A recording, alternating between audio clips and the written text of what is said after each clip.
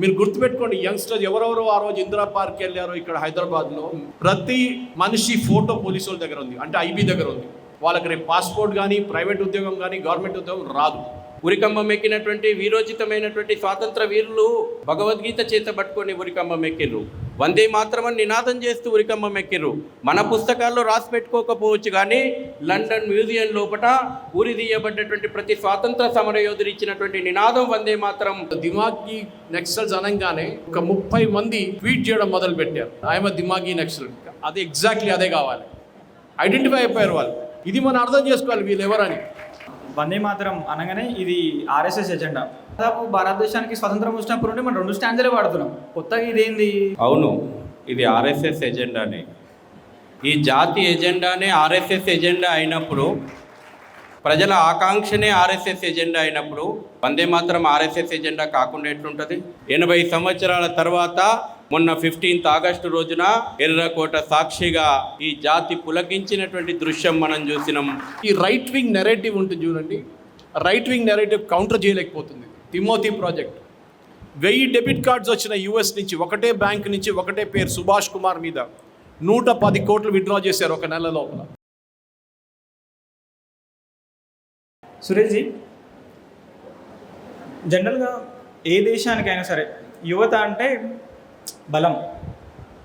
So ఆ బలాన్ని అంటే ఆ యువతని వాడుకొని కొంతమంది సోకాల్ కొన్ని ఫోర్సెస్ కొన్ని దేశాలని పడగొట్టడానికి వాడుతున్నాయి, అంటే అశాంతిని రేకెత్తించడానికి వాడుతున్నాయి.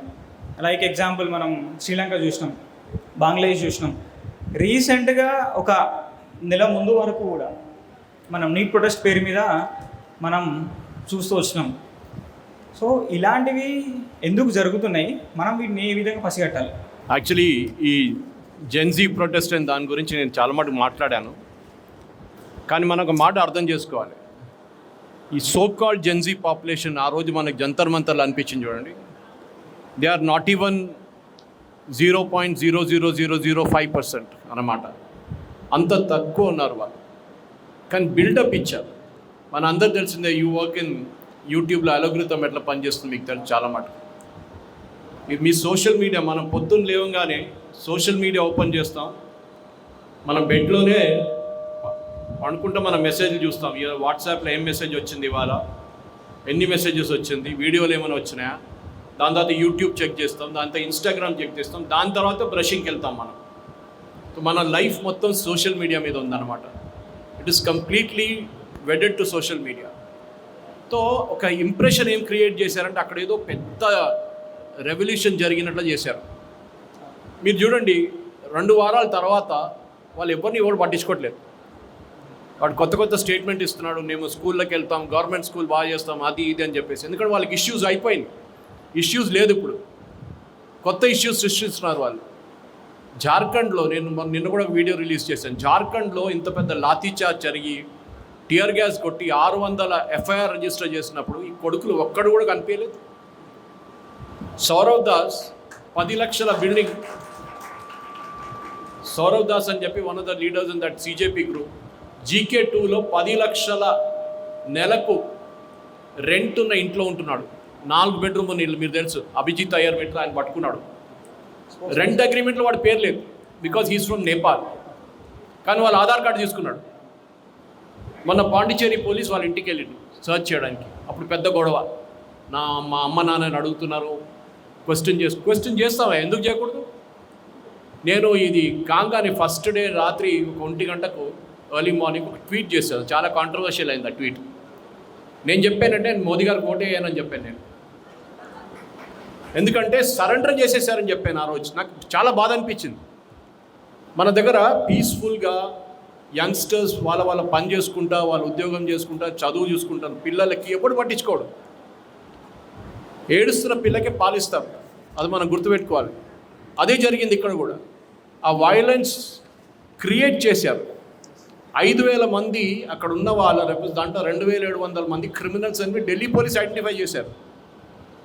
కానీ అప్పుడు కూడా మోదీ గారు అమ్మగారిని తిట్టడము, ఇండియన్ ఆర్మీని తిట్టడము, ర్యాపిడ్ యాక్షన్ ఫోర్స్ని తిట్టడము, వాళ్ళ మీద రీల్స్ చేయడము, వీళ్ళందరూ ఎక్కడండి ఇప్పుడు? ఒక్కడు కనిపించట్లేదు, అందరు గాయమైపోయారు. కేరళలో ఎందుకంటే నేను కేరళ నుంచి కదా, సో నేను దాని గురించి మాట్లాడతాను. అక్కడ టీజీ మోహన్ దాస్ అని చెప్పి మన ఆర్ఎస్ఎస్ భావజాలం ఉన్న ఒక పెద్ద లీడర్ ఉన్నారు. లెస్ట్ లైక్ రతన్ శారదా గారు మహారాష్ట్ర నుంచి చేస్తారు అట్లనే. ఆయన్ని మొన్న అరెస్ట్ చేశారు పోలీసు వాళ్ళు. ఎందుకు? ఏ రోజు ఈ గొడవ జరిగిందో ఆయన ఏమన్నాడు, నేను హోంమంత్రి ఉంటే ఈ కొడుకుల మీద అందరి మీద నేను ఫైరింగ్ చేస్తుండే అంట. అది నా ఎక్స్ప్రెషన్, ఫ్రీడమ్ ఆఫ్ ఎక్స్ప్రెషన్. వాళ్ళకుంటే ఫ్రీడమ్ నాకు కూడా ఉంది. కానీ ఆయన అరెస్ట్ చేశారు కాంగ్రెస్ గవర్నమెంట్ అక్కడ కేరళలో.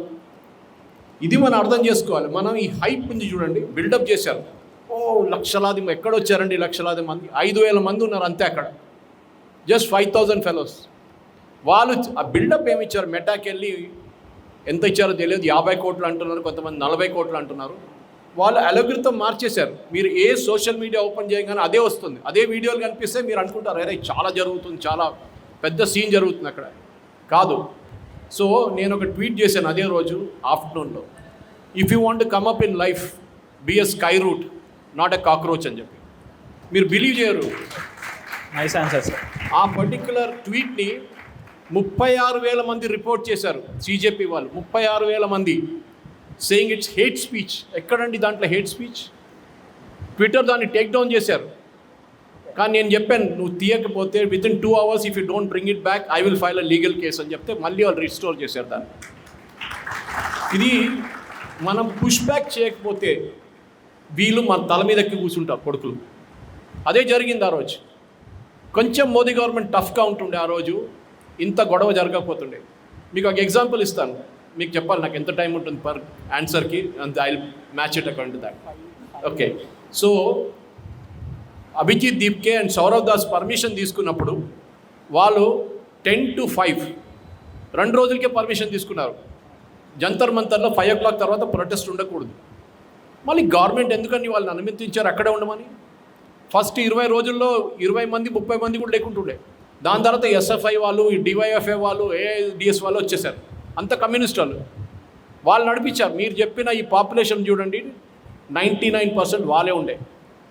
వాళ్ళు మీకు అన్ని ధర్నాల్లో కనిపిస్తారు, ఫార్మర్స్ అజిటేషన్లో కనిపిస్తారు, షహీన్ బాగ్లో కనిపిస్తారు, అన్నిట్లో ఉంటారు. సో ఈ యంగ్స్టర్స్ ఉన్నారని చెప్పి కాదండి, ఇక్కడ ఉన్నారు ఎంతోమంది యంగ్స్టర్స్, వాళ్ళు ఎక్కడ ఇట్లాంటి పనికి వెళ్ళరు. మన అమ్మ నాన్న వాళ్ళ డబ్బులు కష్టపడి సంపాదించిన డబ్బులు ఖర్చు పెట్టి మమ్మల్ని చదువుకు పంపిస్తే నువ్వు వెళ్ళి అక్కడ ప్రొటెస్ట్ చేస్తున్నావా? సౌరవ్ దాస్కి ఏముందండి ఆదాయం? 10 లక్షల రెంట్ ఇవ్వడానికి. Okay, Abhijit Dipke Boston university నుంచి జర్నలిజం చేశారంట. అభిజిత్ మిత్ర అలుమ్నై లిస్ట్ తీస్తే వాడు పేరే లేదు లిస్ట్లో. ఇదంతా it was a campaign, paid campaign ఉండేది. దానికి డబ్బులు ఇచ్చి చేయించుకున్నారు అంతే. అయితే సార్ దీని కంటిన్యూషన్ కానీ ఇంకో క్వశ్చన్. ఓకే, ఇప్పుడు మీరు చెప్పారు ఇది ఆర్కెస్ట్రేటెడ్ క్యాంపెయిన్ అని చెప్పేసి మీరు చెప్తున్నారు కదా. సో ఇది ఏమైపోతుందంటే పొద్దున్న లేసే సాయంత్రం వరకు ఇదే ఇన్స్టాగ్రామ్లో కానీ ఎక్కడ చూసినా ఇది నడవడం వల్ల కామన్ ఆడియన్స్ ఎవరు మనలాంటి ఉన్న యూత్ కూడా దానిపైన చర్చ చేయడం, రోజంతా ఒక వార్ లైక్ సిచ్యువేషన్ జరుగుతుంది అన్న, సోషల్ మీడియా వార్ నడుస్తుంది. సో ఈ నేరేటివ్లో మనం పడకుండా ఉండాలి, దీన్ని గుర్తించి ఎప్పటికప్పుడు మనం కౌంటర్ చేయాలి అంటే రెమెడీస్ ఏంటి, మనం ఏ విధంగా కౌంటర్ చేయాలి? ఈ ప్రాబ్లం ఎక్కడ వస్తుందంటే, నేను రోజు 5 నుంచి 6 ఛానళ్ళకి వెళ్తుంటాను, చాలామంది మీరు చూస్తుంటారు నా వీడియోలు. నా స్ట్రాటజీ చాలా సింపుల్. మన దగ్గర మన Telugu channels, specially Telugu news channels, వాళ్ళు ఆడియన్స్కి 0 నాలెడ్జ్ ఇస్తారు. ఏం చెప్పారు? వాళ్ళకి బ్రేకింగ్ న్యూస్ ఉంటుంది అంతే. వాళ్ళ కల్చర్ ఏంటి? రాత్రి 7 నుంచి 8 లేకుంటే 8 నుంచి 9 గంటలు డిబేట్ పెడతారు, కుక్కల్లాగా కొట్టుకుంటారు. దాంట్లో వీడు వాడిని తిడతాడు, వాడు వీడిని తిడతాడు, తర్వాత ఛాయ్ తాగేసి ఇంటికి వెళ్ళిపోతారు. ఆడియన్స్కి ఇచ్చే నాలెడ్జ్ 0. నేను నా వైపు నుంచి ఏం చేస్తాను, పొద్దున్న 4:30-5 గంటలకు లేచి నా రీసెర్చ్ స్టార్ట్ చేస్తాను, పేపర్లన్నీ డౌన్లోడ్ చేస్తాను, వాల్ స్ట్రీట్ జర్నల్ నుంచి వాషింగ్టన్ పోస్ట్, తర్వాత మన Deccan Chronicle, Hindu, times, specially times of India నేను చాలా మటుకు డౌన్లోడ్ చేస్తాను. దాంట్లో వచ్చిన ఆర్టికల్స్ చూస్తాను. మన దగ్గర ప్రాబ్లం ఏమవుతుందంటే, మన యంగ్స్టర్స్కి ఆ రోజు అక్కడ జరిగింది ఏంటని తెలియదు వాళ్ళకి. What is section 144? పాత section 144, I think it's 136 in BNSS నా. అది ఏంటి? 4 కన్నా ఎక్కువ మంది రోడ్డు మీద ఉండకూడదు. సార్కి తెలుసు, గణేష్ రాగానే దానికన్నా ముందే మొదలవుతుంది. 4 or more people cannot gather together. హైదరాబాద్లో 365 days ఉంటుంది అది సెక్షన్ 144. అక్కడ ఢిల్లీలో ఉండే కదా, ఎంతమంది కొనాట్ ప్లేస్కి వెళ్ళి రెస్టారెంట్ మీద గ్లాస్ వలగొట్టారు ఎంతమంది తెలుసా మీకు? లక్షల లాస్ ఉండే. ఎన్ని కార్లు తగలబెట్టారు వీళ్ళు? కాంపన్సేషన్ ఎందుకు అడగలేదు? ఇప్పుడు అడుగుతున్నాం, కోర్టుకి వెళ్తున్నాం. ఇప్పుడు ఢిల్లీ హైకోర్టులో ఇష్కరణ్ భండారీ వీళ్ళ కేసు వేశారు. అక్కడ 27 కార్లు తగలబెట్టారు, డెస్ట్రాయ్ చేశారు, మాకు డబ్బులు కావాలని చెప్పి. పోలీస్ కార్లు కాదు, ఇది ప్రైవేట్ కార్స్. ఈ కొడుకులు ఇట్లనే ట్యాకిల్ చేయాలి. డండా, ఆ లాంగ్వేజ్ వాళ్ళకి అర్థమయ్యే ఒక్కటే లాంగ్వేజ్. డండా తీసుకొని కొడితేనే తెలుస్తుంది వాళ్ళకి. అది చేయకపోతే వాడు మోదీ గారిని అమ్మగారిని, మోదీ గారి నాన్నగారిని అందరిని తిడతారు వాళ్ళు. We should never allow this to happen. మనం అగ్రెసివ్గా ఉండాలి. అంటే కొన్ని వెళ్ళి కొట్టమని చెప్పట్లేదు. మీరు గుర్తుపెట్టుకోండి, యంగ్స్టర్స్ ఎవరెవరో ఆ రోజు ఇందిరా పార్క్ వెళ్ళారో ఇక్కడ హైదరాబాద్లో, ప్రతి మనిషి ఫోటో పోలీసు వాళ్ళ దగ్గర ఉంది, అంటే ఐబీ దగ్గర ఉంది. వాళ్ళకి రేపు పాస్పోర్ట్ కానీ, ప్రైవేట్ ఉద్యోగం కానీ, గవర్నమెంట్ ఉద్యోగం రాదు. Once your name is in the police record, అంతే సంగతి. మీరు ఎంత ట్రై చేసినా కానీ అది మీరు తీయలేరు అక్కడి నుంచి. ఇది ఢిల్లీలో జరిగింది. దానికోసం 2700 మందిని ఐడెంటిఫై చేశారు వాళ్ళు. వాళ్ళ డేటాబేస్లో ఉన్నారు వాళ్ళు.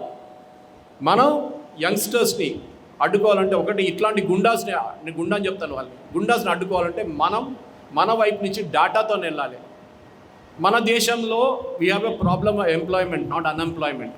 ప్లంబర్ దొరకడు, కార్పెంటర్ దొరకడు, ఎలక్ట్రీషియన్ దొరకడు, ఎయిర్ కండిషన్ మెకానిక్ దొరకడు. ఎయిర్ కండిషన్ మెకానిక్ దొరికితే కూడా ఒకటే కమ్యూనిటీ నుంచి ఉంటారు వాళ్ళందరూ. ప్లంబర్ దొరకడు, మీకు పిలిస్తే ఎల్లుండి వస్తా సార్ అంటాడు. సాఫ్ట్వేర్ ఇంజనీర్కి మీరు యాడ్ చేయండి, రేపు పొద్దున 200 మంది మీ ఆఫీస్ బయట నిలబడతారు. ఇది మన వీ హ్యావ్ మిస్ప్లేస్ ప్రయారిటీస్. మనకు కావాల్సింది ఐఐటీలు కాదు. ఐఐటీలు చాలా ఉన్నాయి ఇప్పుడు. This is the problem. Thank you sir. అన్న శశిన, మీకు ఇప్పుడు ప్రశ్న.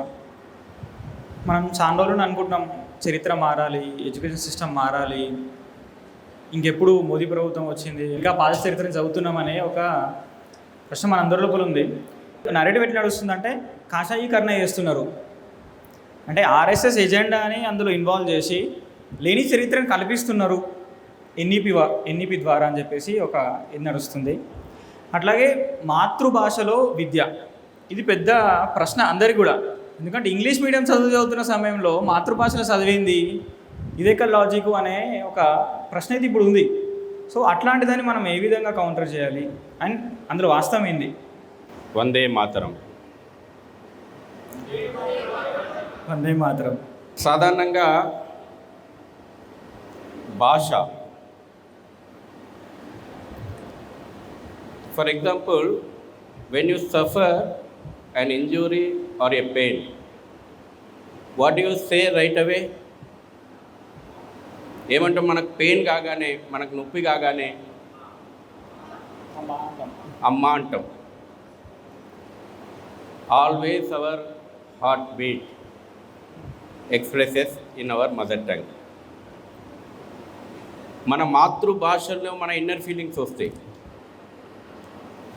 చాలామందికి ఒక అపోహ ఉంది, బ్రహ్మాండం, కమ్యూనికేషన్ స్కిల్స్ లోపట భారతీయుల కంటే మించిన వాళ్ళు ఇంకోళ్ళు లేరు.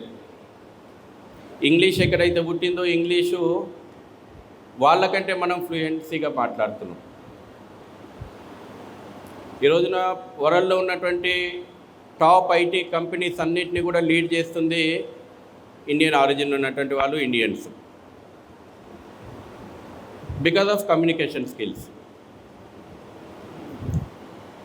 ఒక భ్రమలో ఉన్నాం మనం.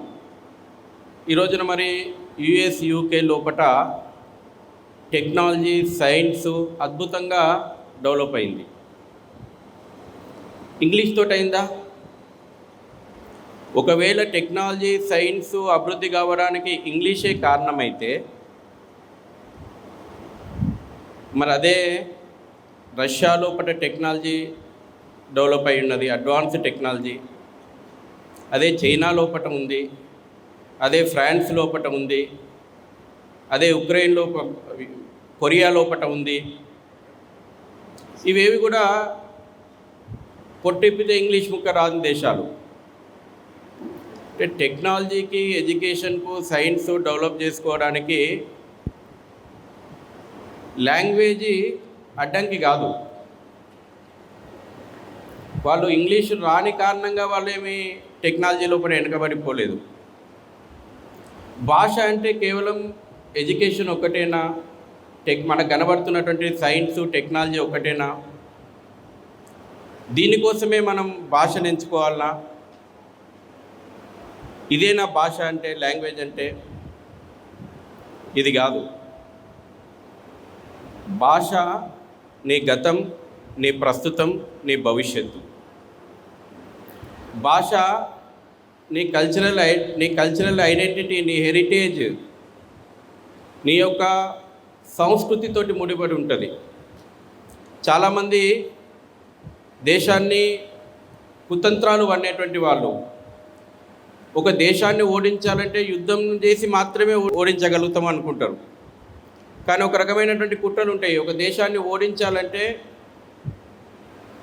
యుద్ధానికి సరిసమానంగా ఆ దేశంలో ఉన్నటువంటి భాషను, ఆ దేశంలో ఉన్నటువంటి వేషాన్ని, ఆ దేశంలో ఉన్నటువంటి కట్టుబొట్టు ఆచారాలను కుట్రపూరితంగా తొలగిస్తే ఆ దేశం పతనమైపోతుంది. మెకాలే, మ్యాక్స్ ముల్లర్ అదే పని చేశారు ఈ దేశం లోపల. కొంత మటుకు వాళ్ళు విజయం సాధించగలిగినారు. ఈ రోజున భారతదేశం లోపల ఇంగ్లీష్ మనకు సమస్య కాదు. ఇంగ్లీష్ భాషతోటి మనకేమి ఇబ్బంది లేదు. మన కాన్స్టిట్యూషన్ లోపల 8th షెడ్యూల్ లోపల 22 భాషలను అధికారికంగా గుర్తించినాం మనం. భారతదేశం లోపల జనాభా లెక్కలలో గుర్తించబడ్డటువంటి విషయం ఏంటంటే ఈ దేశం లోపల 1957 మదర్ టంగ్స్ ఉన్నాయి. ఎన్ని? 1957 మదర్ టంగ్స్ ఉన్నాయి.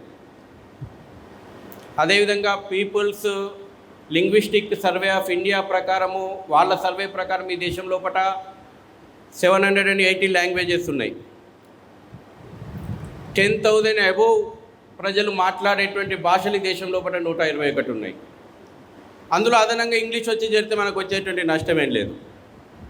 కానీ ఎక్కడైతే భాషకు నువ్వు దూరం అవుతున్నావో, మాతృభాషకు, నీవు నీ సంస్కృతికి దూరం అవుతున్నావు, నీ సంస్కృతిని వదులుకుంటున్నావు, నీ గతంతో డిస్కనెక్ట్ అవుతున్నావు, నీ భవిష్యత్తును ప్రమాదం లోపల వేసుకుంటున్నావు.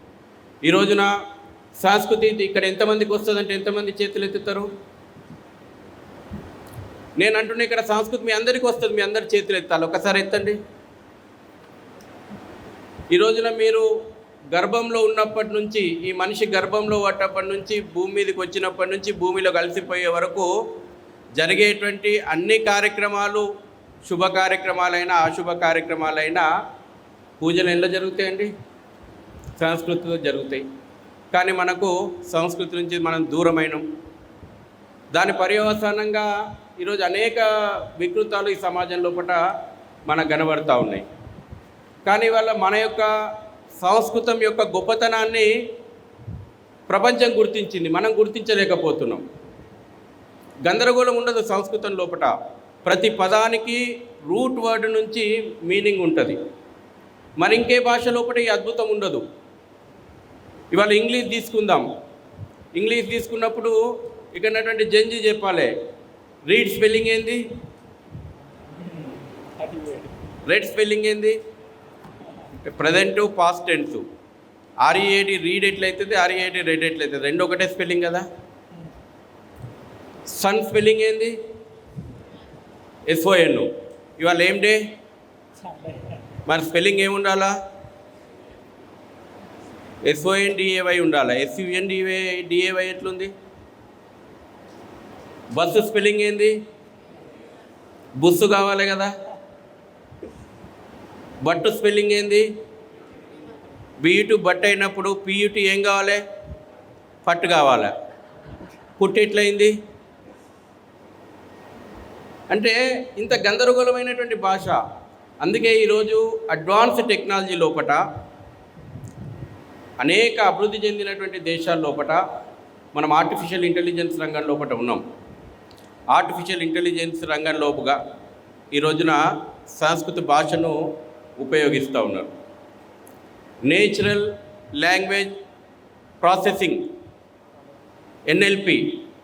NLP లోపట, టెక్నాలజీ లోపట ఇవాళ సంస్కృతిని ఉపయోగిస్తున్నారు.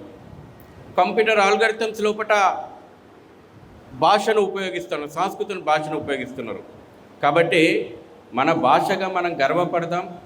మన భాష మన సంస్కృతికి అస్తిత్వం. కాబట్టి ఇంగ్లీషును మనం వ్యతిరేకించాల్సిన అవసరం లేదు. కానీ మన పాశ్చాత్య సంస్కృతి ముసుగులో పడి మన మూలాలను, మన భవిష్యత్తును ప్రమాదంలో పడేసుకోవద్దు. రెండవ ప్రశ్న మీరు అడిగింది కాషాయీకరణ చేస్తుంది. విద్య కాషాయీకరణ. చరిత్ర గురించి అడిగి మాకు 5 నిమిషాల్లో చెప్పమంటే చాలా కష్టం. ఏది చరిత్ర? చరిత్రను కాషాయీకరణ చేస్తున్నాము. చరిత్రను, విద్యను కాషాయీకరణ చేస్తున్నారు. ఇప్పటివరకు అలెగ్జాండర్ విశ్వవిజేత అని చదువుకున్నాం మనం చరిత్ర లోపట. అలెగ్జాండర్ను ఓడించినటువంటి పురుషోత్తముని చరిత్ర ఎందుకు చదువుకుంటలేము? ఈ దేశం యొక్క చరిత్ర అంటే భారతదేశం 1947 ఆగస్టు 15 రోజున పుట్టలేదు. భారతదేశం యొక్క చరిత్ర యుగయుగాల చరిత్ర ఈ దేశానికి ఉంది. ఆ గొప్పదైనటువంటి సంస్కృతిని, ఆ యొక్క గొప్పదైనటువంటి చరిత్రను మనం చెప్పుకుంటే ఇది కాషాయీకరణ అంటే తప్పకుండా ఆ ఘనమైనటువంటి చరిత్రకు కాషాయమే కావచ్చు. కాషాయానికి మాత్రమే ఆ ఘనమైనటువంటి చరిత్ర ఉంది. అందులో మనం ఎదుటి వాళ్ళు కాషాయీకరణ చేస్తున్నారంటే అవును, ఆ ఘనమైనటువంటి చరిత్ర కాషాయం అనే చెప్పాలా. ఈ దేశం మీద శకులు, హూనులు, కుషానులు, యవనులు దాడులు చేసిండ్రు. వాళ్ళను తిప్పి తరిమి కొట్టినటువంటి చరిత్ర నేర్చుకుంటే తప్ప ఇవాళ ఇక్కడ మీ కుటుంబంలో ఉన్నటువంటి grandfather, great grandfather, great grand ఫాదర్ల యొక్క చరిత్రను మనం చదువుకుంటే కుటుంబం తప్పు చేస్తున్నట్ట.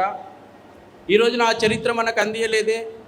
ఈ దేశం మీద 712 సంవత్సరం లోపట 712 లోపట మొహమ్మద్ బిన్ కాసిం ఈ దేశం మీద దండయాత్ర చేసిండు. మొహమ్మద్ బిన్ కాసిం దండయాత్ర చేసిన తర్వాత వచ్చినటువంటి గజనీలు, గోరీలు, ఖిల్జీలు, తుగ్లక్లు, బహుమనీలు, సుల్తానులు, పఠానులు, మొఘళ్ళు, నిజాంలను, రజాకార్లను తరిమినాం కదా. ఈ చరిత్ర లోపల ఒక రాణా ప్రతాప్ గురించి చదువుకోవద్దా? ఒక పృథ్వీరాజ్ చౌహాన్ గురించి చదువుకోవద్దా? ఒక ఛత్రపతి శివాజీ గురించి చదువుకోవద్దా? ఒక రాణి రుద్రమ గురించి చదువుకోవద్దా? ఆ విరోచితమైనటువంటి పోరాటాలు కాషాయీకరణే, కాషాయం చరిత్రనే అది. కాబట్టి ఆ 1000 సంవత్సరాలు ఈ దేశం ఎప్పుడు కూడా పోరాటం చేసింది, ధర్మయుద్ధం చేసింది. దేశం ఎప్పుడు కూడా తలవంచలేదు. ఈ దేశంలో తప్పుడు చరిత్ర చదువుకున్నాం మనం. అక్బర్ది గ్రేట్ అనుకున్నాం. అక్బర్ది గ్రేట్ కాదు, రాణా ప్రతాప్ యొక్క వీరోచితమైనటువంటి పోరాటం ఉంది దేశం లోపట. ఆ నిజమైనటువంటి చరిత్రను మనం అందించాలని అనుకుంటున్నాము. స్వాతంత్ర చరిత్ర అంటే 1857 తిరుగుబాటుగా చదువుకుంటున్నాం. 1857 ప్రథమ స్వాతంత్ర సంగ్రామం చేసినాం మనం. ఈ స్వదేశాన్ని, స్వధర్మాన్ని, ససంస్కృతిని రక్షించుకునేటువంటి పోరాటం చేసినాం. 1857 నుంచి 1947 వరకు జరిగింది 90 సంవత్సరాల పోరాటం. ఒక కుటుంబం పోరాటం కాదది. ఇందులో ఒక నేతాజీ సుభాష్ చంద్రబోస్ ఉన్నాడు, ఒక అల్లూరి సీతారామరాజు ఉన్నాడు, ఒక ఆజాద్ చంద్రశేఖర్ ఉన్నాడు, ఒక లోకమాన్య బాలగంగాధర్ తిలక్ ఉన్నాడు. ఎంతమంది మహనీయులు ఉన్నారు ఇందులోపట. వాళ్ళ చరిత్ర మనం చదువుకోవద్దా? ఒక ఝాన్సీ లక్ష్మీబాయి చరిత్ర మనం చదువుకోవద్దా? ఇంతటి వీరుల యొక్క చరిత్ర కదా ఇవాళ కాషాయం అని మాట్లాడుతున్నది. ఉరికంబం ఎక్కినటువంటి వీరోచితమైనటువంటి స్వాతంత్ర వీరులు భగవద్గీత చేత పట్టుకొని ఉరికంబం ఎక్కిర్రు. వందే మాత్రమని నినాదం చేస్తూ ఉరికంబం ఎక్కిర్రు. మన పుస్తకాల్లో రాసి పెట్టుకోకపోవచ్చు కానీ లండన్ మ్యూజియం లోపట ఊరిదీయబడ్డటువంటి ప్రతి స్వాతంత్ర సమరయోధుడు ఇచ్చినటువంటి నినాదం వందే మాత్రం. చిట్ట చివరి కోరిక భగవద్గీతను చేతబట్టుకొని ఈ దేశమాత పాదాల వద్ద ప్రాణార్పణ చేయాలన్నటువంటి కోరిక చెప్పిండ్రే. ఈ కోరిక, ఈ ప్రేరణాదాయకమైనటువంటి చరిత్రను నేటి తరానికి అందిస్తే కదా రాబోయే భవిష్యత్తు విశ్వగురు భారత్ లోపట ఈ తరం తయారవుతుంది. లేకపోతే దేశ చరిత్ర అంటే ఒక కుటుంబం చరిత్ర, అరువు తెచ్చుకున్నటువంటి పేర్లు పెట్టుకున్నటువంటి కుటుంబాల చరిత్ర, ఓటు చోరీ చేసినటువంటి వాళ్ళ చరిత్ర గురించి ఈ దేశ చరిత్ర అనంటే తప్పుడవుతుంది అది.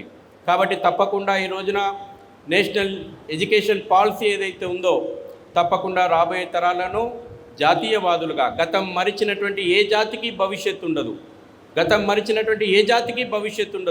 గతం నుంచి ప్రేరణ పొంది వర్తమానం లోపట జాతీయ భావంతో జీవించేలాగా నేటి జంజీని తయారు చేస్తే ఉజ్వలమైనటువంటి భవిష్య భారతం నిర్మాణం అవుతుంది.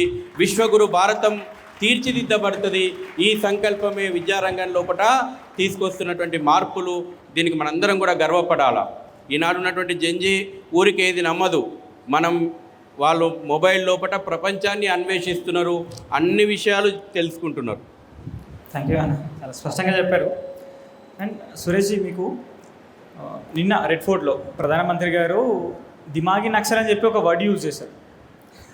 ఎందుకంటే ఈ పదం వాడంగానే ఒక వర్గాన్ని మొత్తం ట్విట్టర్లో పడడం, యూట్యూబ్లో కూడా దాదాపు న్యూస్లో ఎందుకు మోదీ గారు ఎందుకు ఆ మాట అనాలి? నక్సల్ ముక్త్ భారత్ అన్నారు, దిమాగి నక్సల్ ఏంది ఇంకా కొత్తగా? వీళ్ళంతా పదాలతో మాయాజాలం చేస్తున్నారు వీళ్ళు, ఇది ఒక రకమైన పొలిటికల్ ఎజెండా ఇది అని చెప్పేసి వాళ్ళు అంటున్నారు. సో దిమాగి నక్సల్ అంటే ఏంటి? మనం దీనికన్నా ముందు ఒక పదం విన్నాం, అర్బన్ నెక్సల్స్ అని చెప్పి. ఇది వర్షన్ 2.0 అర్బన్ నెక్సల్స్. వీళ్ళేం చేస్తారంటే ఢిల్లీ యూనివర్సిటీ కానీ, జేఎన్యూ కానీ, మన దగ్గర హెచ్సియు కానీ, జాదవ్పూర్ యూనివర్సిటీ కానీ, ఇట్లాంటి ఎడ్యుకేషనల్ ఇన్స్టిట్యూషన్స్ లోపల దూరిపోతారు. ఇర్ఫాన్ హబీబ్లు, రొమీలా థాపర్ మన హిస్టరీ రాశారు. సార్ చెప్పినట్ల రాణా ప్రతాప్ కాదు గ్రేట్, అక్బర్ ద గ్రేట్ అంటారు. అక్బర్ జైపూర్కి వెళ్ళినప్పుడు 3000 మంది మహిళలు జోహార్ చేసుకున్నారు, అగ్నిని దుంకారు. వాడు వస్తే ఏం చేస్తాడో తెలుసు వాళ్ళకి. ఈ మనిషిని మన అక్బర్ ద గ్రేట్ అంటున్నాం. ఇప్పుడున్న అర్బన్ నెక్సల్స్ ఏం చేస్తున్నారు అంటే వాళ్ళు మారి దిమాగ్ నెక్సల్స్ అయిపోయారు. వాళ్ళు ఏం చెప్తారు, మన పాలిటిక్స్ని, ఇప్పుడు జరిగిన ప్రొటెస్ట్ని, అన్నిటికీ ఒక ఒపీనియన్ ఉంటుంది వాళ్ళు. మీ నసిరుద్దీన్ షా నుంచి, షబానా ఆజ్మీ నుంచి, రానా అయూబ్ నుంచి, ప్రకాష్ రాజ్ నుంచి, వీళ్ళందరూ అదే ఒక భావజాలంలో వస్తారు. మీరు చూసుంటారు, ఇవాళ దిమాగి నెక్సల్స్ అనగానే ఒక 30 మంది ట్వీట్ చేయడం మొదలుపెట్టారు, న్యాయమైన అర్బన్, ఆయమ దిమాగి నెక్సల్. అది ఎగ్జాక్ట్లీ అదే కావాలి. ఐడెంటిఫై అయిపోయారు వాళ్ళు. ఇది మనం అర్థం చేసుకోవాలి వీళ్ళు ఎవరని. మన దగ్గర ప్రాబ్లం ఏముందంటే, ప్రకాష్ రాజ్ అంటాడు నన్ను నా ఓటర్ లిస్ట్ నుంచి తీసేశారు బీజేపీ వాళ్ళని. చెప్పట్లేదు ఏంటి, నేను ఇల్లు మార్చుకున్నాను అక్కడి నుంచి, ఆ ఇంట్లో నేను లేను ఇప్పుడు అని. అది కౌంటర్ చేయలేకపోయారు. 24 hours తీసుకున్నారు బీజేపీ కర్ణాటక అది కౌంటర్ చేయడానికి. ఇది నేర్చుకోవాలి ఫస్ట్. ఈ అర్బన్ నెక్సల్ రానా అయూబ్ ఉండొచ్చు, షబానా ఆజ్మీ ఉండొచ్చు. షబానా ఆజ్మీ దగ్గర అడగాలి, మీకు ఫండింగ్ ఎవరు ఇస్తున్నారు? మీరు ఇంటర్నేషనల్ కాన్ఫరెన్స్కి వెళ్తే ఎవరు మీకు డబ్బులు ఇస్తున్నారు?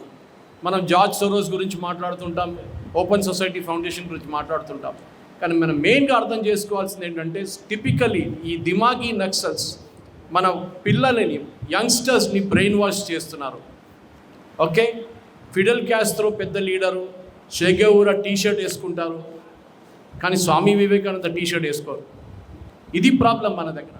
నాకు ఇప్పుడు ఒక చిట్ ఇచ్చారు, ప్రతి ఆన్సర్ 3 నిమిషాల్లో ఉండాలని చెప్పి, ఎందుకంటే 30 క్వశ్చన్లు ఉన్నాయంట. సో నేను దానికన్నా ఎక్కువ టైం తీసుకొని, నాకు చాలాసేపు మాట్లాడాలని ఉంది కానీ మనకు టైం పరిమితి ఉంది కదా, దానికోసం I will restrict my answer. కానీ ఎవరైనా ఆడియన్స్లో నన్ను కాంటాక్ట్ చేయాలంటే నంబర్లు ఉన్నాయి, లేకుంటే నాకు కార్డు కూడా ఇచ్చాను చాలామందికి. You can always ask me questions. And బహుశా నా డిబేట్స్లో కానీ, నా పాడ్కాస్ట్లో కానీ దాని గురించి నేను మాట్లాడు. కానీ ఈ దిమాగి నక్సల్ మోదీ గారు చాలా మంచి టర్మ్ యూజ్ చేశారు, చాలా మంచి పదం వాడారు. ఎక్స్పోజ్ అయిపోయారు వాళ్ళు. మోదీ గారు పేరుతో చెప్పలేదు that it is XYZ are wheel అని చెప్పి. కాంగ్రెస్ హెడ్ క్వార్టర్స్లో వందే మాత్రం పాడినప్పుడు అక్కడ జరిగిన సర్కస్ మనం చూసాం నిన్న. ఎందుకు వందే మాత్రం 2 stanzas పాడదు, దానికన్నా ఎక్కువ పాడకూడదు. This is the problem. This is urban naxal, this is దిమాగి నెక్సల్స్. ఇప్పుడు వందే మాతరం ప్రస్తావన వచ్చింది కాబట్టి శిక్షణ మీకు ఒక ప్రశ్న. వందే మాతరం అనగానే ఇది ఆర్ఎస్ఎస్ ఎజెండా. ఎందుకు 2 స్టాండ్జాలు దాదాపు భారతదేశానికి స్వతంత్రం వచ్చినప్పుడు నుండి మనం 2 స్టాండ్జాలే వాడుతున్నాం. కొత్తగా ఇదేంది తమ్మి దుర్గా అంటున్నారు, ఇవన్నీ అంటున్నారు, ఇదేంది కొత్తగా మీరు చొప్పిస్తున్న ఒక వందే మాతరం, ఇది మాకు వందే మాతరం కాదు అని అంటున్నారు. మరి దానికి సమాధానం? అవును, ఇది ఆర్ఎస్ఎస్ ఎజెండానే.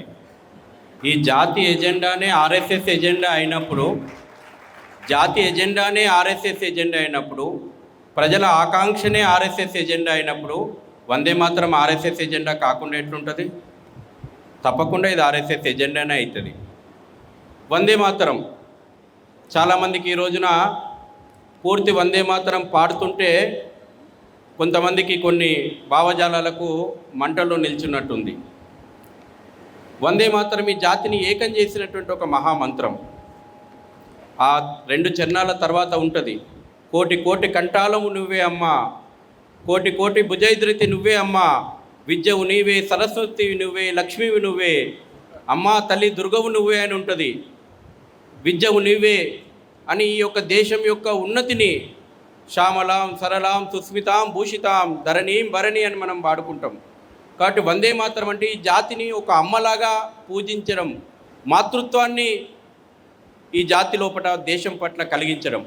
ఎప్పుడైతే మాతృత్వానికి ఈ జాతి దూరమైందో, ఇంత బలమైనటువంటి ఘనమైనటువంటి చరిత్ర అని చెప్పుకున్నాం కదా ఇంతకుముందు మొదటి క్వశ్చన్ లోపల, ఎప్పుడైతే ఈ జాతి లోపల దేశం పట్ల మాతృభావన సన్నగిల్లిందో ఈ దేశం మూల్యం చెల్లించుకుంది. అందుకే మొన్నటి రోజున మనం అఖండ భారత్ దివస్ చేసుకున్నాం. ఈ దేశం ఎట్ల ముక్కలైపోయింది. గాంధార రాజ్యం కాందహార్ ఎట్లయింది, ఇవాళ ఆఫ్ఘనిస్తాన్ లోపల ఎట్లా ఉంది. లవపురం లాహోర్ ఎట్లయింది, ఇవాళ పాకిస్తాన్గా లోపల ఎట్లా ఉన్నది. సీతమ్మ పుట్టినటువంటి జన్మస్థానము పశుపతినాథు నిలయమైనటువంటి నేపాల్ ఈ దేశం నుంచి ఎందుకు విభజనకు గురైంది. శ్రీలంక ఈ దేశం నుంచి ఎందుకు విభజనకు గురైంది. బ్రహ్మదేశం ఇవాళ మయన్మార్గా ఎందుకు మారిపోయింది. భూటాన్ ఎందుకు ఈ దేశం నుంచి విడిపోయింది. ఇప్పటికీ కూడా కొంతమంది నాయకులకు ఈ దేశ భూభాగాల పట్ల ఎందుకు మాతృభావన ఉండట్లేదు.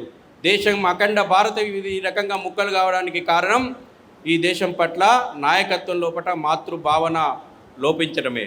ప్రజల లోపల కూడా ఈ రకమైనటువంటి అలసత్వం రావడం కారణంగానే దేశం మూల్యం చెల్లించుకుంది. 1875 లోపల బంకించంద్ర చటర్జీ రాసినటువంటి ఆనందమఠం నుంచి వచ్చినటువంటి వందే మాతరం ఈ జాతిని ఏకం చేసింది.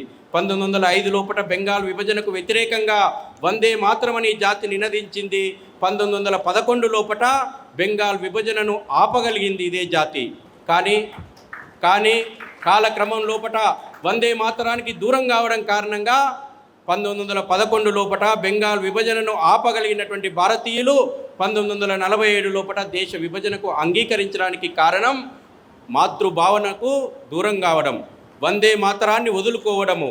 కాంగ్రెస్ కుట్రపూరితంగా 1923 లోపల 1923 నుంచి ముస్లిం లీగ్ యొక్క మతోన్మాద ఎజెండాకు తలొగ్గి 1937 నుంచి వందే మాతరాన్ని ముక్కలు చేసిందో 10 సంవత్సరాల లోపల 1947 లోపల ఈ దేశం ముక్కలైంది. 1937 లోపల వందే మాతరాన్ని 2 ముక్కలు చేసిండ్రు. ఫలితం 1947 లోపల దేశం 3 ముక్కలైంది. 80 సంవత్సరాల తర్వాత మళ్ళీ మొన్న 15th ఆగస్టు రోజున ఎర్రకోట సాక్షిగా ఈ జాతి పులకించినటువంటి దృశ్యం మనం చూసినాం. ఈ జాతి వందే మాతరాన్ని సగౌరవంగా ఆలపించింది. పార్లమెంటు సాక్షిగా నిండు సభలోపట పూర్తి వందే మాతరం గీతం పాడడానికి 80 సంవత్సరాలు పట్టింది. 80 సంవత్సరాల సుదీర్ఘ నిరీక్షణ తర్వాత దేశం పూర్తి వందే మాతరాన్ని పాడింది. కారకులు ఎవరు, కారణాలు ఏంది, అదొక పెద్ద సబ్జెక్టు. కానీ తప్పకుండా ఇది ఈ దేశం కోరుకుంటుంది. ఈ దేశ ఎజెండా అంటే తప్పకుండా మేము ఆర్ఎస్ఎస్ ఎజెండా అంటే మేము గర్వపడతాం, మనందరం కూడా గర్వపడాలి. సూపర్ అన్న. సురేష్ జనరల్గా యూత్ అట్రాక్ట్ అయ్యేది మేజర్గా ఏంటంటే సోషల్ మీడియాకి ఎట్లనో సినిమా కూడా అట్లే. సో ముఖ్యంగా సినిమా అనగానే మనకి బాలీవుడ్ గుర్తొస్తుంది. షారుఖ్ ఖాన్, సల్మాన్ ఖాన్, ఈ ఖాన్లు వీళ్ళు మాత్రం గుర్తొస్తారు.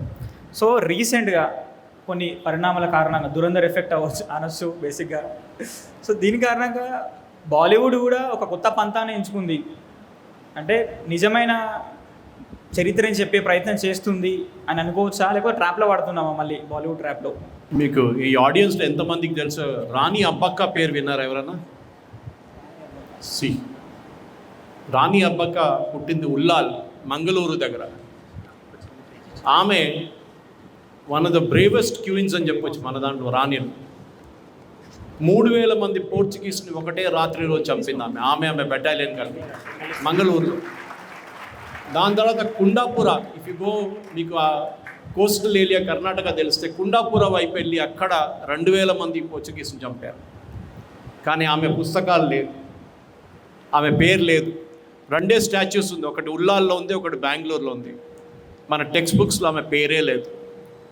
ఎందుకు? సినిమాల్లో జోధా అక్బర్ చూపిస్తారు, సాంబాజీ రావడానికి చాలా టైం పట్టింది. మన దాంట్లో ఈ బాలీవుడ్ కల్చర్లోనే ఇది ఉంది. లక్కీలో ఇప్పుడు ఏమైందంటే, నిన్న రాత్రి చాలామంది ఆపరేషన్ సింధూర్ డిస్కవరీలో చూసుంటారు. ఓటీటీ వచ్చిన తర్వాత మనకు ఒక ఫ్రీడమ్ వచ్చింది. హిస్టరీ రిపీట్స్ ఇట్ సెల్ఫ్ అంటారు ఇంగ్లీష్లో. హిస్టరీ మర్చిపోతే తిరిగి వస్తుంది ఒకరోజు. ఇది ప్రతి దేశానికి జరిగింది. మీరు పోలాండ్ నుంచి రష్యా చూడండి, రష్యా నుంచి జర్మనీ చూడండి, హిస్టరీ తిరిగి వస్తుంది. మళ్ళీ మర్చిపోతాం హిస్టరీ గురించి. This is the mistake. So మన వైపు నుంచి బాలీవుడ్ ఎందుకు, మా భాషలో Malayalam is the biggest culprit. మా దాంట్లో జిహాదీలే ఉన్నారు. హిందువులు జిహాదీలుగా హిందువుల మీద అటాక్ చేస్తారు. మనకు తెలిసింది రీసెంట్గా ఒక సినిమా వచ్చింది, పృథ్వీరాజ్ సుకుమారన్ వాళ్ళ సినిమా ఒకటి. దాంట్లో ఏం చూపించారు, ఒక హిందూ విలన్ అంట. గోద్రా గుజరాత్ రైట్స్ జరిగిన దాంట్లో హిందూ విలన్ అంట. ఆలోచించండి, ట్రైన్ ఎవరు తగలబెట్టారండి, అది చూపించట్లేదు. చిన్న 30 సెకండ్స్లో ఫినిష్ అయిపోయింది. ఈ సినిమాతోనే ఇంపాక్ట్ జరుగుతుంది. ఇక్కడున్న చిన్న పిల్లలు ఉంటారు చూడండి, వాళ్ళ మీద ఇంపాక్ట్ ఉంటుంది ఎక్కువ. మనం మెచ్యూర్ అయితే మనకు అర్థమైపోతుంది సినిమాతో ఇంపాక్ట్ ఏముంటుంది. జోధా అక్బర్లో చూపించిన జోధా అక్బర్ అండి, నిజమైన అక్బర్ కాదు. ఇది మనం చూపించాలి. మన history should be return. Problem Romila Thapar, Irfan Habib. ఒక ఆనంద్ రంగనాథన్ గారు చెప్పినట్లు, let me take 30 seconds more. Basically మన హిస్టరీని జ్యోతిబాసు గారు మార్చారు. కమ్యూనిస్ట్ వాళ్ళు వెస్ట్ బెంగాల్లో వచ్చినప్పుడు ఇందిరాగాంధీ జ్యోతిబాసు గారిని పిలిచి చెప్పారు, మీరు కేరళ నుంచి వెస్ట్ బెంగాల్ నుంచి బయటికి రాకూడదు, మీరు అక్కడే ఉండండి, మీకేం కావాలని చెప్పి నేను చేస్తానన్నారు.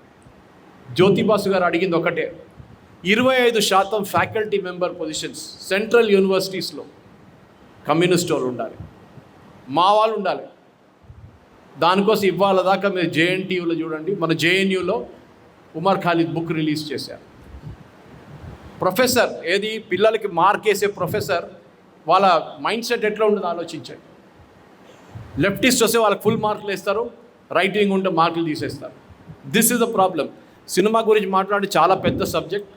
బహుశా ఇది ఈ 3 నిమిషాల్లో ఆన్సర్ వేయడంలోనే ఒక పరిమితి, దాని ఉంటే లిమిటేషన్స్ ఉంటుంది.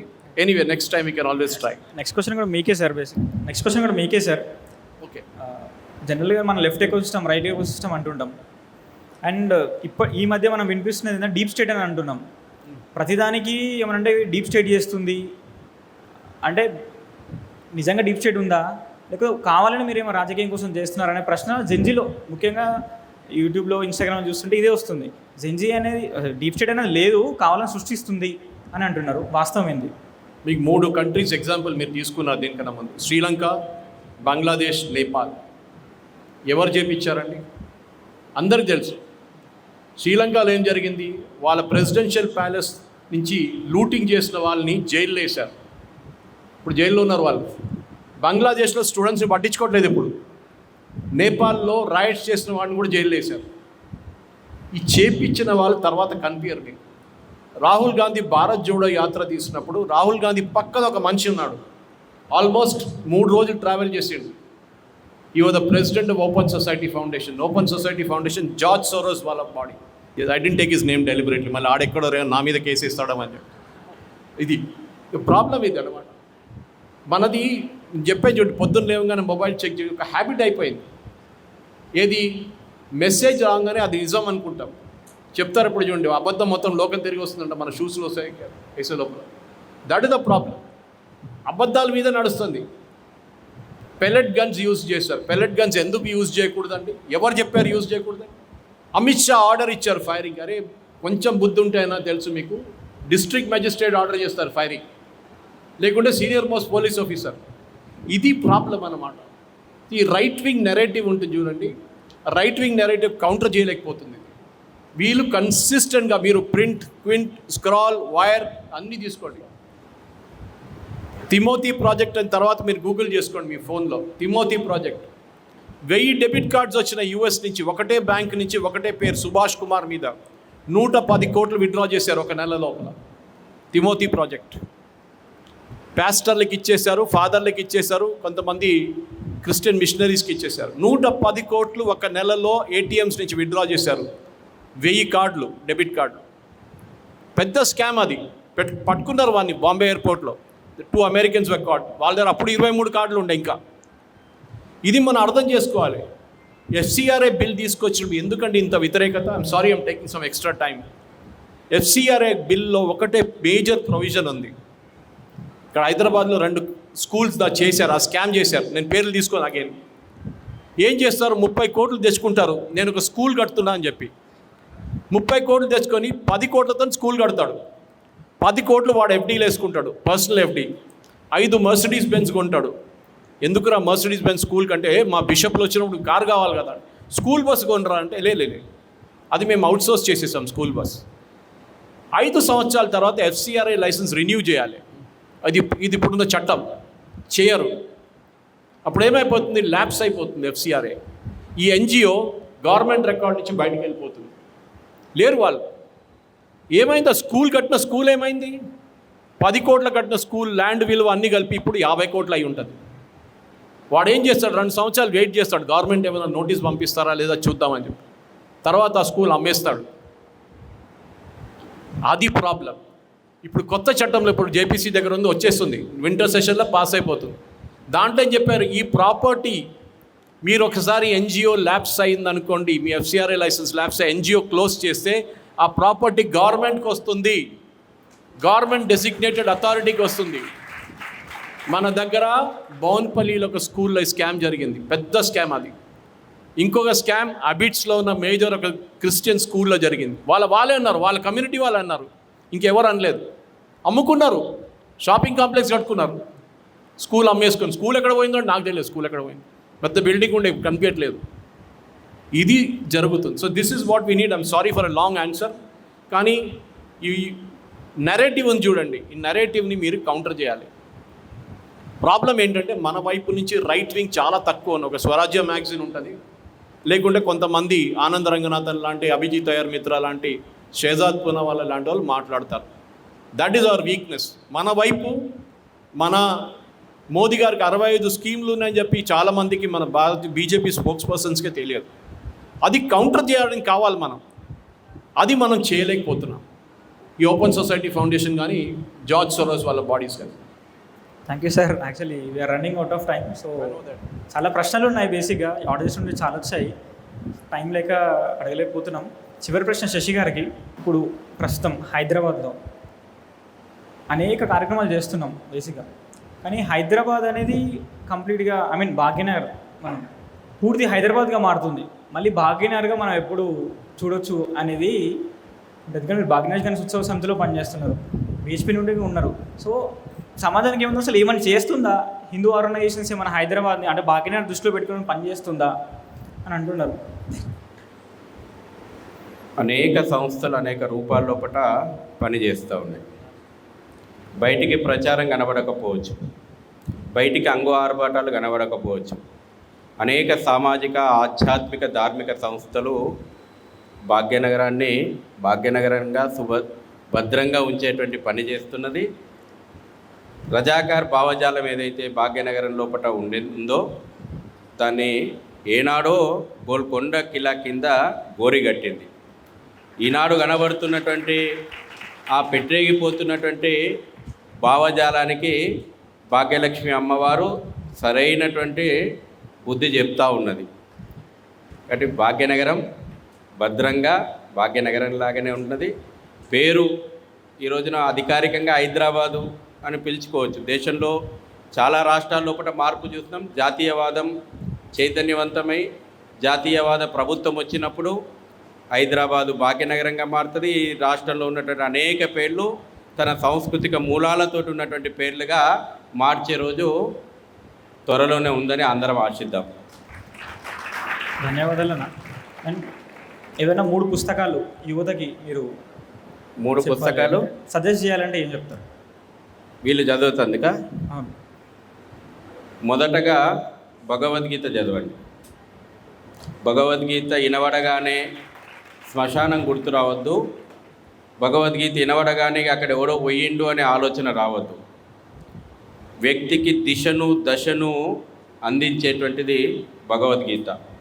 ప్రపంచమంతా భగవద్గీత నుంచి పాఠాలు నేర్చుకుంటే మన ఆలోచన పక్కదారి పట్టింది. భగవద్గీత ప్రతి ఇంట్లో ఉండాలి. 2వ పుస్తకము రామాయణము విలువలను అందిస్తుంది, కుటుంబ వ్యవస్థ గురించి చెప్తుంది, సమాజం లోపల నైతిక విలువల గురించి బోధిస్తుంది. అన్ని రంగాల లోపల మనిషి ఎట్లుండాలనో రామాయణంలో ఉన్నటువంటి క్యారెక్టర్స్ మన చుట్టూ ఉన్నటువంటి వ్యక్తుల లోపల ప్రతిబింబిస్తూ ఉంటాయి. కాబట్టి రామాయణాన్ని చదవండి. మూడవది స్వామి వివేకానంద అందించినటువంటి ఉపదేశాలు చదవండి. ఈనాటి జంజీ సరైనటువంటి నాయకత్వంగా తీర్చిదిద్దబడాల. కాబట్టి రామాయణము, భగవద్గీత, స్వామి వివేకానంద ఉపదేశాలు అందుకొని రోజు ఒక్కసారి శాఖలో వెళ్ళి భగవద్గీతానికి నమస్కరించి ఘనమైనటువంటి చరిత్రకు వారసులం, భవిష్యత్తులకు ఆ తరాన్ని కొనసాగిద్దామని ప్రతిజ్ఞ చేయండి. ధన్యవాదాలు. సురేష్, మీరు కూడా ఏమైనా 3 పుస్తకాలు సజెస్ట్ చేయాలంటే ఏం చేస్తారు? ఫస్ట్ సవర్కర్ గారి ట్విన్ వాల్యూమ్స్ ఉంది, అది తీసుకోండి. It is really good. Doctor Vikram Sampath నా క్లోజ్ ఫ్రెండ్, ఆయన రాశారు ట్విన్ వాల్యూమ్ సవర్కర్ది 2 పార్ట్స్లో. చంద్రచూర్ ఘోష్ రాసిన నేతాజీ సుభాష్ చంద్రబోస్ పుస్తకం తీసుకోండి. క్లాసిక్. అంటే మీకు తెలియని హిస్టరీ. నేను ఒక 3 పార్ట్ సిరీస్ చేస్తున్నాను ఐ డ్రీమ్లో. మొన్న రిలీజ్ అయింది ఒకటి, ఐ థింక్ బహుశా ఇవాళ రాత్రి నెక్స్ట్ ఇంకోటి 3rd పార్ట్ ఉంటుంది. Cuttack to Calcutta, Calcutta to Kabul, Kabul to Berlin, and Berlin to south east Asia. 3వ బుక్స్ కొనాల్సి మీరు సాఫ్రన్ స్వర్డ్స్ అని చెప్పి మానోషి సిన్హా రావల్ రాసిన బుక్స్ ఉన్నాయి. మన దేశంలో ఎప్పుడు మనకేం చెప్తారు, మన రాజులు రాణిలు అన్ని యుద్ధాలు ఓడిపోయారని. అహోం రాజుల పేరు విన్నారా? 800 సంవత్సరాలు ఒక్క ముఘల్ని కూడా కాలుపెట్టేయలేదు వాళ్ళు.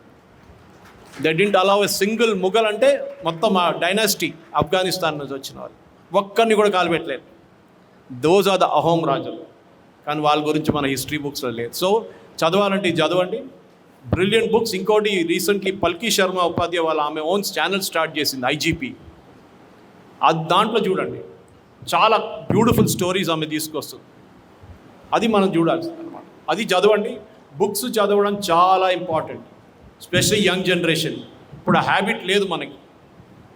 చదవకపోతే హిస్టరీ విల్ బి ఫర్గాటన్.